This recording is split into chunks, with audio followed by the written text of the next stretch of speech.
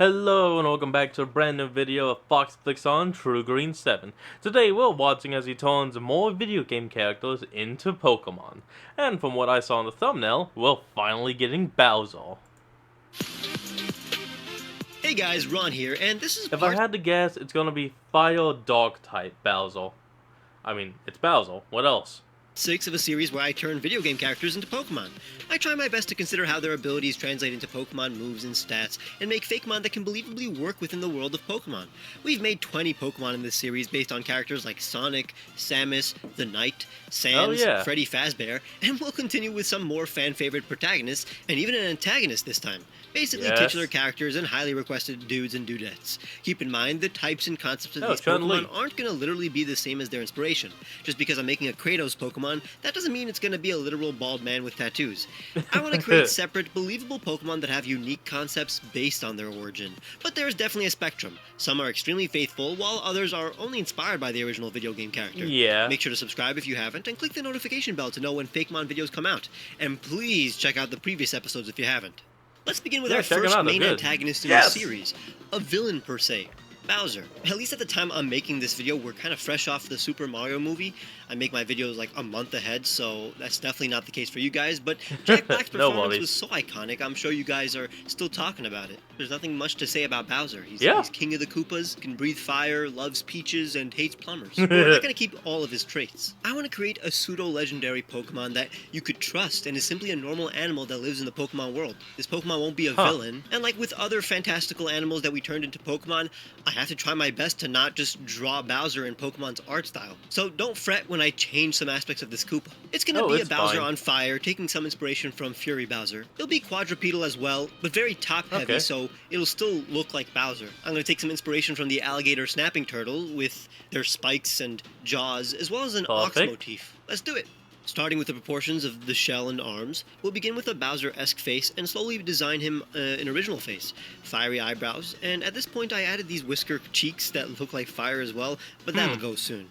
Fire hair and longer ox horns. I made his eyes more friendly looking since he shouldn't look evil, and subtly took out some of the signature spheres in Bowser's snout, since this is going to be a sharp dude.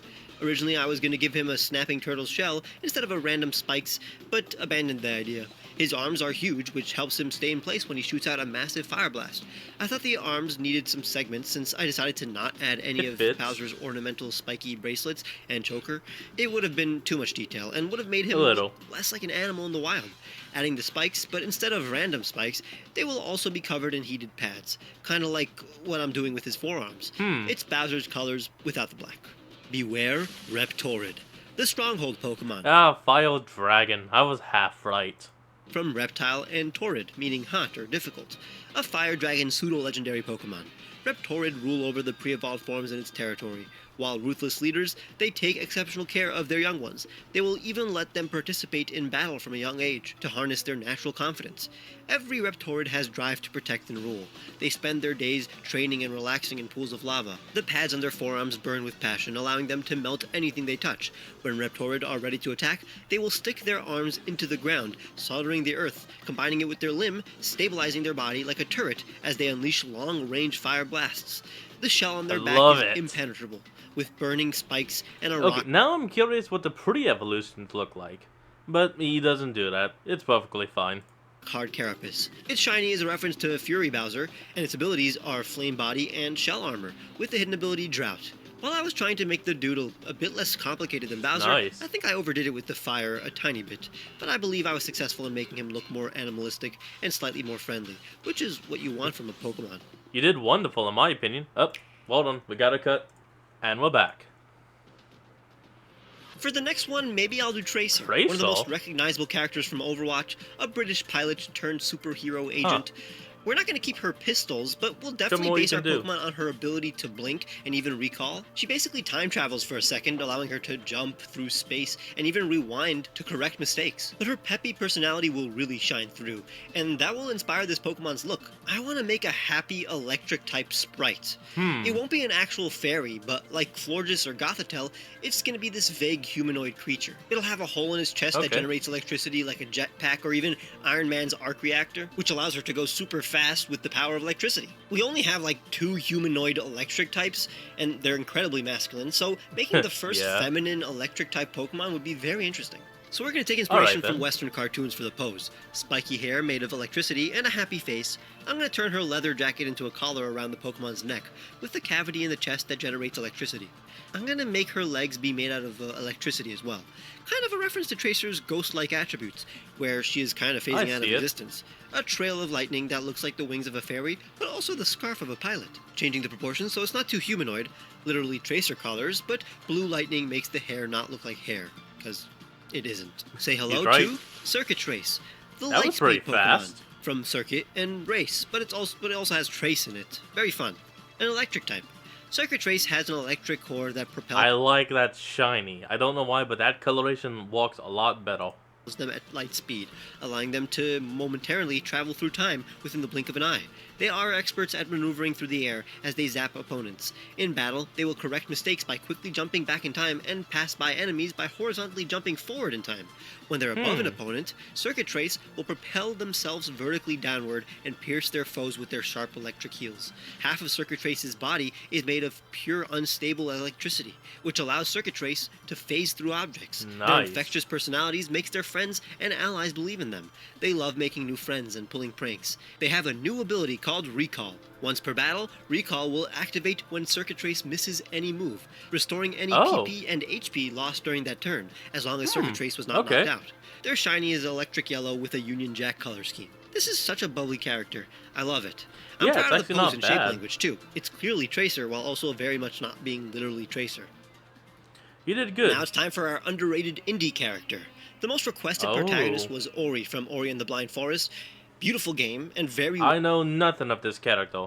well-designed character, so I'm not going to change much. I'm simply going to take this creature, combine it with an element, and give it Pokemon proportions. Ice. Ori is a spirit that learns a lot of light and fire-based powers. The theme of these games are Will of the Wisps, so I'm going to combine Ori with Ori's Will of the Wisps friend, Sane. Ghost. I think Okay. that's Sane? Sine? Never played this game, but trust me, this is going to be the cutest thing ever. It'll have a few on. Moon Rabbit attributes, and most importantly, it's going to be a cute little pixie mythical like Mew and Celebi. I've always wanted to make a fire type that represents light, like Volcarona and Chandelure, Oh. which I coincidentally have both as sitting cuties in my room. I guess I really like Okay. light-based Pokemon. In fact, that was kind of the theme of my team when I turned myself into a gym leader a few years back. So we're taking Ori and shrinking him a bit, larger forehead and eyes to make it look like a cute baby, and wispy flame ears that make it look like a fire and a ghost type. Tinier body, so its head looks bigger in comparison. It's a trend among most cute Pokemon. Little nub feet that end in hooves. It's a jumpy boy, so it has these powerful legs. Flame tail with arms up high mid-jump. Ori is normally white, but we're adding blue wisp color as an accent. Oh, notice Yeah, the head makes was sense. too small, so it'll be corrected in the final version. Check out Orisp, the wisp Pokemon. I don't see a difference. From O, the Hebrew word for light, and Wisp, a fire ghost type. These Pokemon wield a fire that restore life to decaying matter. The ectoplasm that covers Orisp's flames allows its fire to float, be controlled remotely, and even prevents others from being burnt by its Not touch. bad. The warmth provided by Orisp's fire heals all. But I when like Orisp it. is in danger or battle, its body burns so hot it evaporates souls. These illusory Pokemon only show themselves when a forest is in danger. They are quick to save lives and put themselves Like in danger, Celebi. despite their innocence and dependence on their friends. Orisp never loses hope and will forgive even the evilest of foes. Each individual Orisp has a unique talent and will convene with other Orisps to teach and learn each other's skills. For the sake of the environment, they are curious and love to learn abilities as they go on adventures. Its purple shiny was requested by chat as I was making it live on YouTube, and its abilities That's are fine. Flame Body, Cursed Body, and Flash Fire. This is a very cute Pokemon with classic look. Would fit right in Gen 1 or 2. I won't take all the credit since the original design is great, but due to the proportions, it's cuter, at least to me.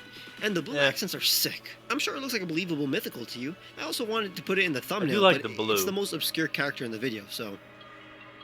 All And right. finally, the big guns, Kratos. Kratos, the god of war. The dude was originally an angry Greek demigod, but we're gonna take inspiration from the modern God of War games, where Kratos is a grizzled old Norse. man with a boy. In the recent games, he's in Midgard taking down Norse gods, so we're basically combining Greek and Norse pantheons to make our Fakemon. It'll be a fight. Still, one thing to just say about Kratos is that he just wants to live life in peace. If Baldo just minded his own business, Kratos wouldn't have killed him. And then everyone else is like, oh, yeah, thanks, Baldur, you just destroyed a pantheon. Fighting Asshole. ice type with an axe. We'll reference Norse berserkers, those warriors that would fight in a trance state. The same inspiration for berserker, but bears would have been They'd be high appropriate. as hell. What about the Greek inspiration? We're gonna make a bipedal bull with ice horns, and it tears apart one of its horns Female. and uses it as an axe. It can manipulate ice, so it creates ice armor and an axe head on the horn. So, I'm laying out the body of a buff creature. It's got a cow face and cow legs, but human upper body. The dude's dragging his knuckles to make it look more animalistic. Instead of an actual beard, it's chin fur. It has 2 ice horns, one which is in his left hand. It has Kratos' tattoos, but since this is a wild animal, it's just a pattern that mimics a crack in the ice. This pattern looks both Greek and Norse in my mind. A frozen set of armor on his chest and shoulder, and an ice hump felt right. It even has ice knee pads. Originally, I wanted to make him have dark fur to contrast with the ice, and it also made it look intimidating, but then the Kratos patterns didn't pop out, so I made him have white fur, since Kratos is already one of the palest video game characters on Earth. Then I demonstrated how the ice may look, and in the final version, I extended the snout and made the eyes a bit smaller, so the dude has more of a cow face instead of the pig face it currently has. Behold, Glacier, a warring Pokemon, from Glacier and Steer.